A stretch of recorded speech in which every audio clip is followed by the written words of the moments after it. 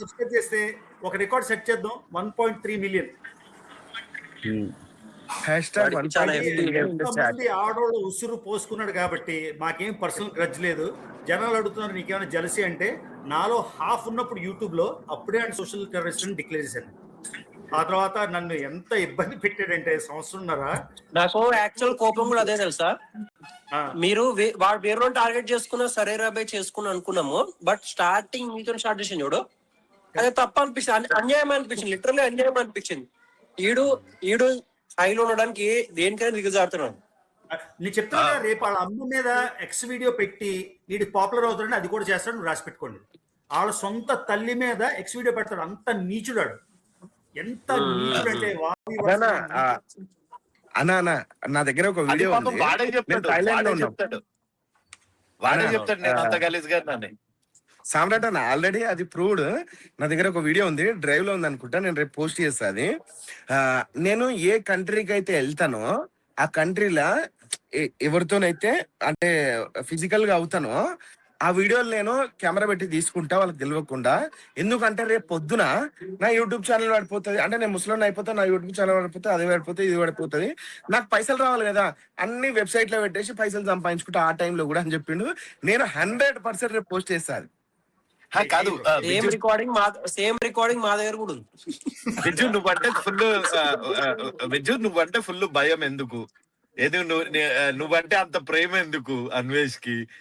ఇప్పుడు కూడా వచ్చి నిన్ను బతిమలాడుకొని, మొన్న కూడా నిన్ను బతిమలాడుకొని ఎందుకు చచ్చిపోతాడు అన్న? నాకు తెలిసి మన అక్షయ్ కూడా రావచ్చు. ప్రోటాన్ మెయిల్స్ నుంచి వెళ్ళివాడు ఒక అదే అది ఏందో మెయిల్ లో పెట్టేసి అందరినీ యాడ్ చేసి.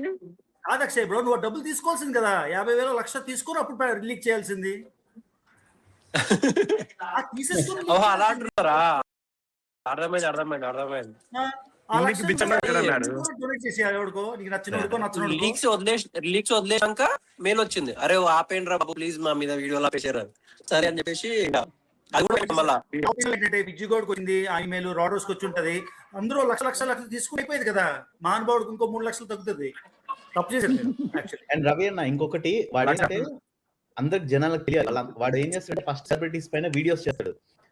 కరెక్ట్ 10 రోజులు ఉంచుతాడు, 15 రోజులు ఉంచుతాడు. వ్యూస్ వచ్చినాక మళ్ళీ వాళ్ళకి పెట్టాడు, నేను నీ మీద వీడియో చేసి రిలీజ్ చేస్తా, సారీ మీదేం పగట్టుకోకు అని చెప్పేసి వాడు అట్లా క్లోజ్ చేసేస్తాడు డీల్.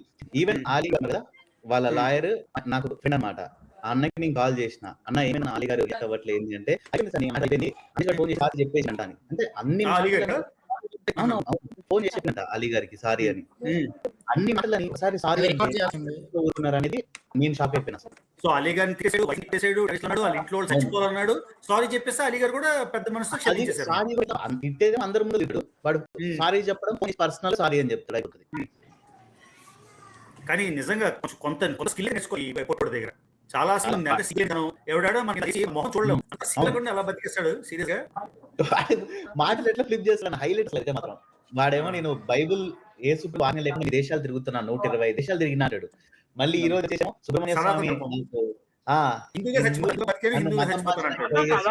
సుబ్రహ్మణ్యం ఇప్పుడు పాస్టర్లు వాక్యాలు చెప్పుడున్నా కానీ సుబ్రహ్మణ్య స్వామి వాక్యాలు ఇప్పుడు అదే నడుస్తుంది. చెప్పాను కదా, రామాయణం నేర్పిస్తాడు, వేదవ్యాసుడికే భారతం నేర్పిస్తాడు. అంత టాలెంటెడ్ బాస్.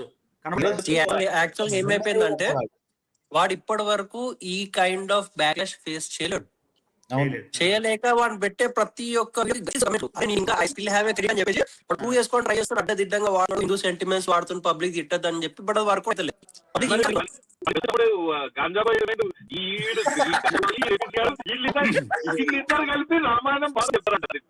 అవునా? మన అదృష్టం బ్రో.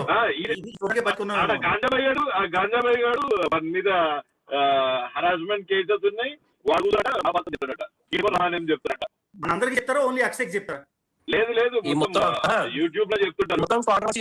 మొత్తం కాంట్రవర్సీలో అన్ని రమ్మబాయి గారు ఆయన ఎంత నీచంగా పడేసిండు. రమ్మబాయి ఏం చేశాడో హోటల్